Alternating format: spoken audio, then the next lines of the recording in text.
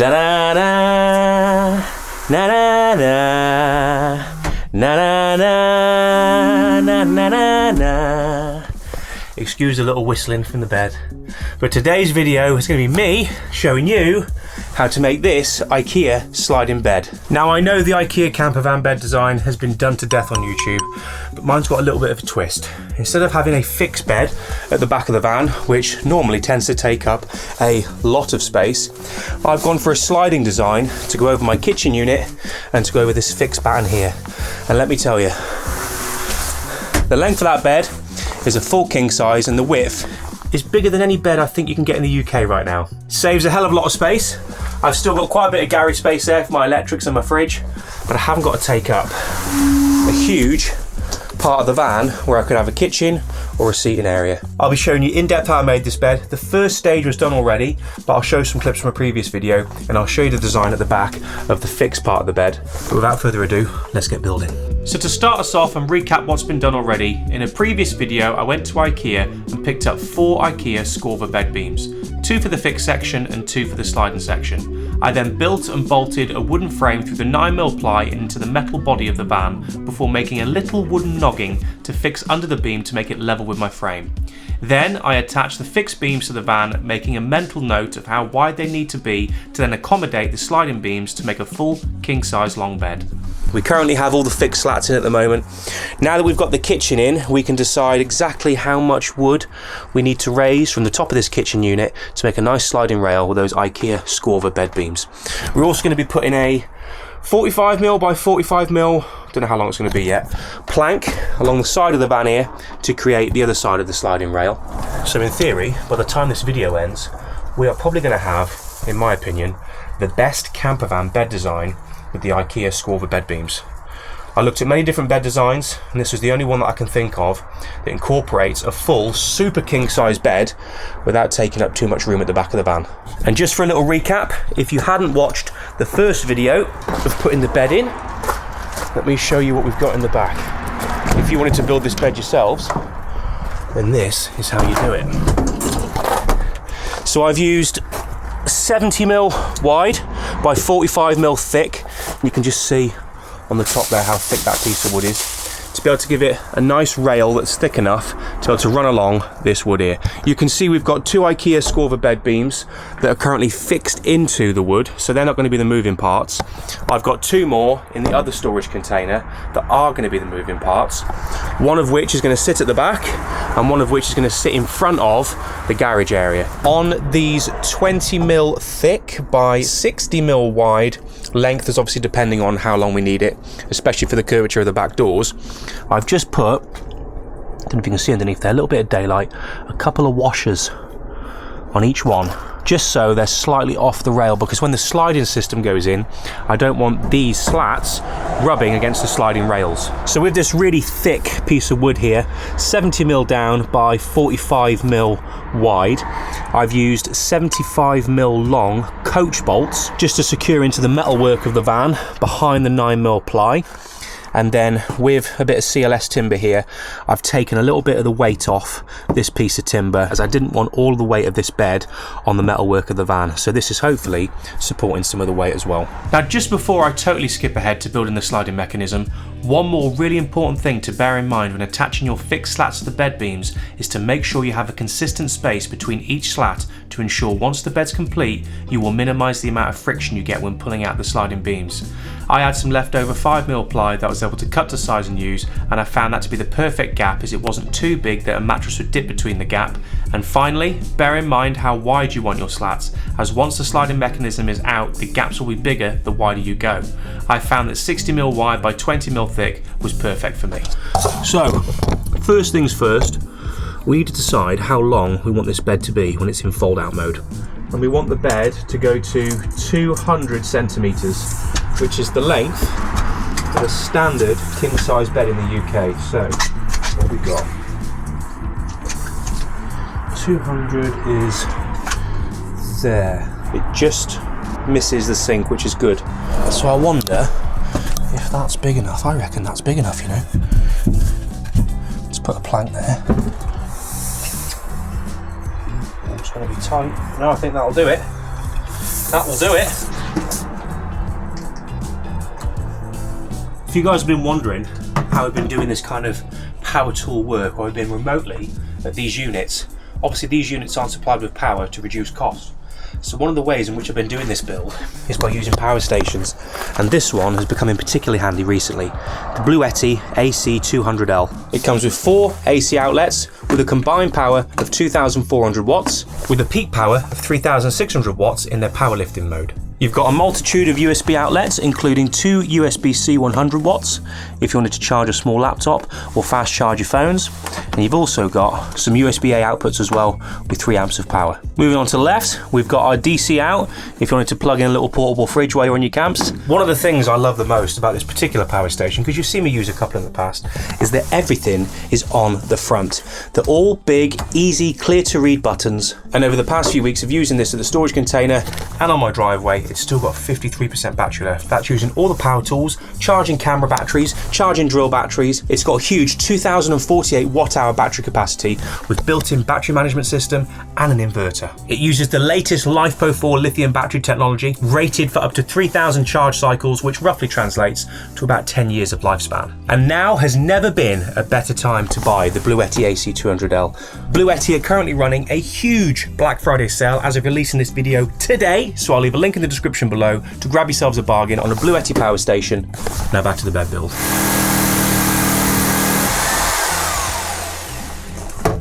Right, let's see where that brings us to. Come on, this time. Right, that needs to go under there. I think we're there, ladies and gentlemen. I think we are bang on perfect. Look at that. Might not look like the prettiest thing in the world, but I'm thinking of putting a little bit of carpet underneath this bit of wood, drilling and wood screwing it in to this score of a bed beam, and then we have our height. Forget this end, because that's going up towards there just to hold it for a second, but that is going to be the height of our sliding rail on this side at least. Then we can use the normal noggin for this side, as long as we mount that rail at the right height.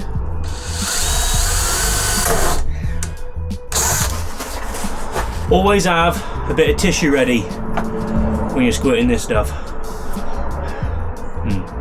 Probably wasn't the right choice of words, but always have a bit of tissue ready when you've got some grab adhesive, because you're going to need to wipe the tip.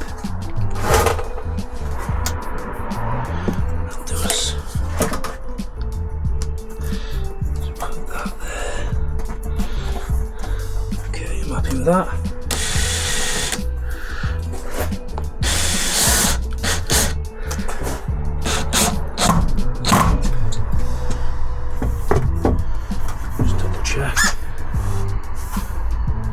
Yeah, that looks about right to me.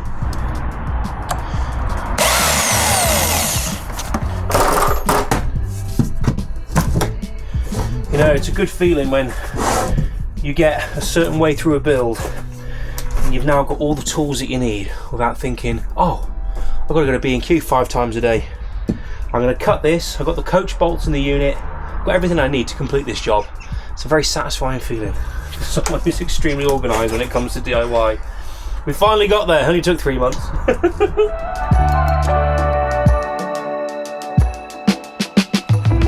Okay, that's our bar. That is our support beam. So this, with the label on the inside, will sit like that. Before the end of the day, I'm going to give this a spray in some grey primer and also spray paint it grey as well, because bare wood on the side of there, I don't know, just looks a bit amateurish. And I also have been thinking maybe I should have sprayed this unit as well with a nice pebble grey on the bottom here. Keep the worktop as it is, because that's quite nice, the wood. Maybe I should have sprayed that. Maybe I'll do that. Maybe I'll do that at some point in the future. Yeah.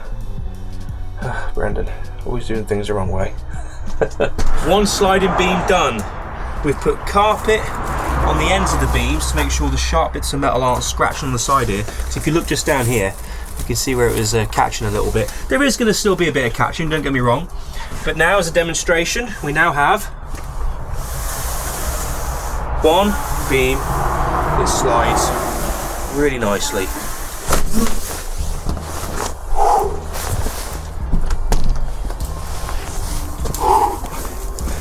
Good morning.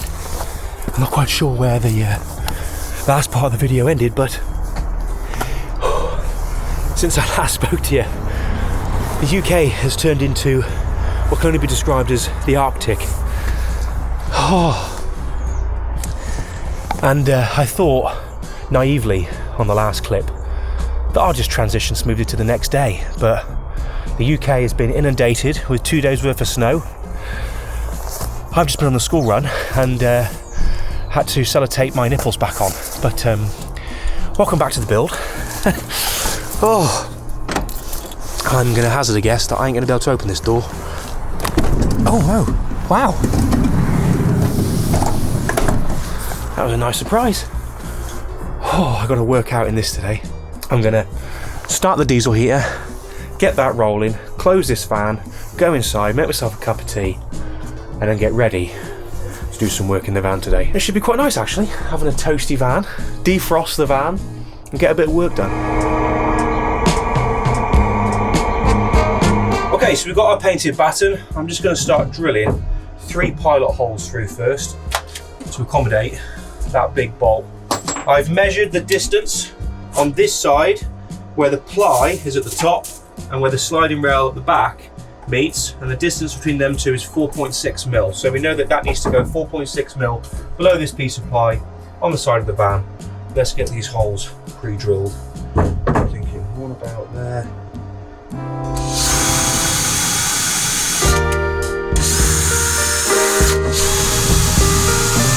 We'll get them just so the tips are coming out the other end. So there we are, 3 bolts pre-drilled with bolts somewhat through, and then we can just face that up, straight through the ply, straight through the metal. Jobs are good.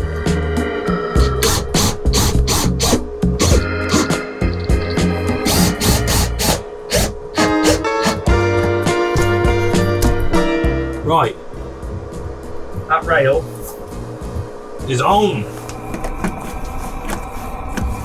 I'm currently cutting 26 little sections of 5mm ply to place underneath the sliding slats so they are raised above the front fixed beam to prevent them from catching and restricting movement.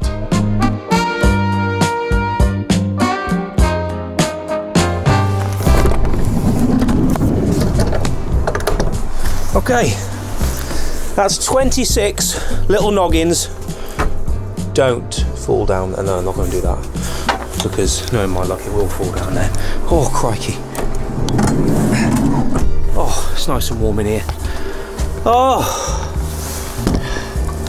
that is better. These are going to go along the sliding beam and also on the front sliding beam as well, just to raise these slats a little bit to give us enough height to be able to miss not only that one at the front there, but also this board. Been to B&Q, got some more self-tapping screws. I've now fixed, or temporarily fixed, this back beam that's going to be sliding with the front beam into these slats, so that's not going to move any minute. Oh, he's here. Come on in. Come on in. This is what I got done yesterday. Yeah. So we've got all the slats cut now, they're all cut to size. They're going to go on there, just to make sure that raises above that beam and the garage divider. And then we've also got the beam on the side of the van. So yeah, I was quite busy yesterday, getting things done. But first things first, I think we need to get some wood glue, because we're going to be temporarily just popping them down. Need to make a mental note of where these screws are actually. I don't want to go into them when I start putting the self-tappers in. So 1, 2, 13 of them along there. And I have to be really careful with where we're screwing here, because I don't want to go through an existing hole. And then we should be able to get all of our slats on today. And then the front beam will go on the front here to the end. And fingers crossed, we should have a working sliding Ikea bed. Right, so we've got the second sliding beam in. That one's currently fixed with the holding screws, but this is now on the rail. We've got it leveled up with a 60mm piece of wood there and a 30-odd piece of millwood there. We've got our beam on. I can give you that for a sec.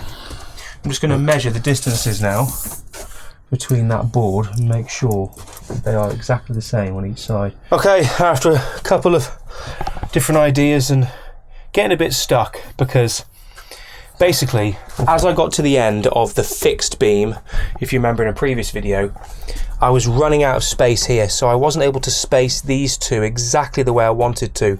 We've managed to get this fixed slat on with a couple of razors underneath, just so it goes over this fixed one and the garage divider, and it doesn't look too bad. I mean, it's probably slightly less gap on that side than there is that side. I'm just glad that when I built the fixed frame I left 5mm each side, because if there is any discrepancy on the beams as we get along, there's a margin for error there. So hopefully my calculations serve me correctly. But we're just going along now with these little 5mm pieces of plywood, just to give us the accurate spacings that we need.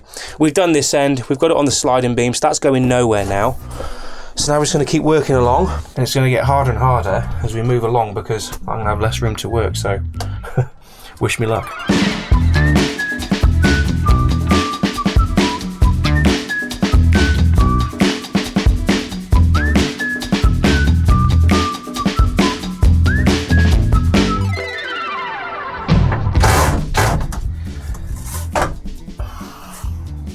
Lost myself in a bit of a predicament here. Oh,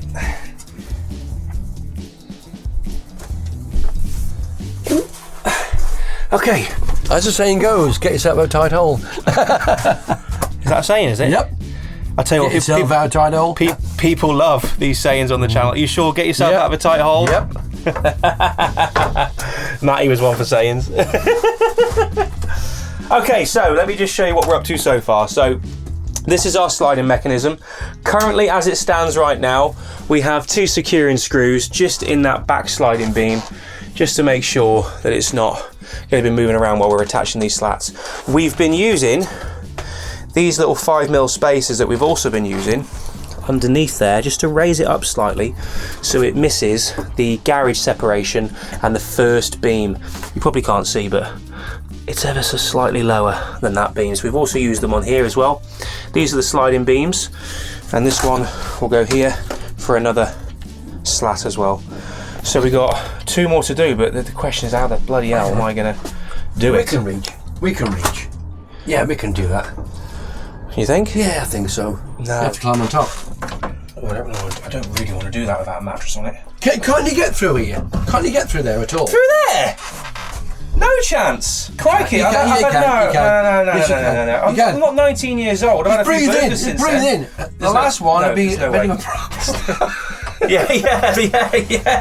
Yeah, there's no way I'm getting through that gap there. Crikey. I'll be stuck in the bed.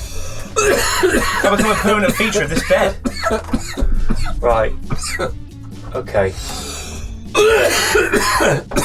You alright? When I start laughing, I cough. Can't you get through there? No. How could you look at that? I can get through there. Alright then. Well, off you go. Oh, my head just bit.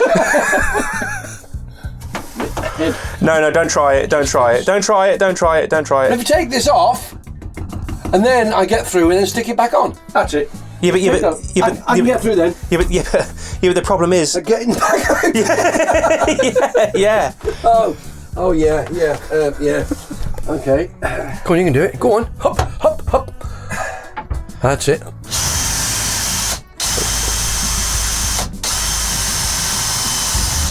If you fall off there, you're gonna it's alright. Damage the bed. That's it, you got it. Crikey. Right, that is the last screw. We've removed the holding screws from the front. There should be nothing stopping this from sliding back nicely now. Are you ready? Yeah, I'm ready.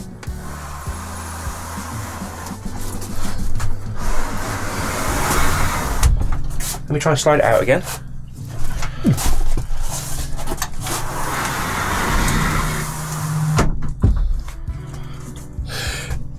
Your mattress will go on top of them to cover that anyway. All that's going to be hidden, so... Yeah. Oh, well, that's good. That's good. I'm so chuffed with that. That's good.